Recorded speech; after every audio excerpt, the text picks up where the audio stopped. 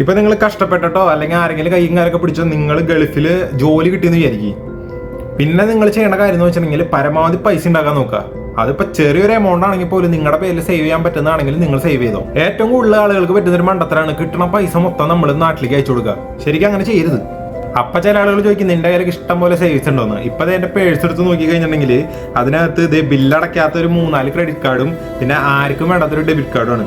പിന്നെ ഞാൻ തപ്പിയപ്പോഴാണ് എനിക്ക് കിട്ടിയത് നാട്ടിലത്തെ 10 രൂപ.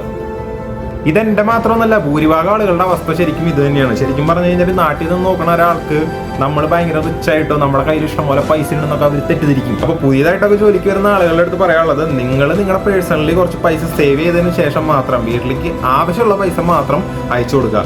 ആവശ്യമില്ലാത്ത ബാധ്യതകളൊന്നും എടുത്ത് തലയിൽ വെക്കരുത്. കാരണം നമ്മൾ ഗൾഫിലാണെന്ന് വിചാരിച്ചിട്ട് അതിന്റെ പേരിൽ പൈസ കിട്ടാൻ വേണ്ടിയിട്ട് ഇഷ്ടം പോലെ ആളുകൾ ഉണ്ടാവും. നമ്മൾ അതൊന്നും മൈൻഡ് ചെയ്യരുത്. കാരണം നമ്മളെക്കാളും കൂടുതൽ പൈസ ഇവിടെ നിന്ന് ഉണ്ടാക്കണം നാട്ടിലുള്ളവർ ചിലപ്പോൾ ഉണ്ടാക്കണ്ടാവും. പക്ഷെ പറയുമ്പോൾ എന്താ ഗൾഫിലാണെന്നുള്ളൊരു പേര് മാത്രമേ നമുക്ക് ഉണ്ടാവുള്ളൂ.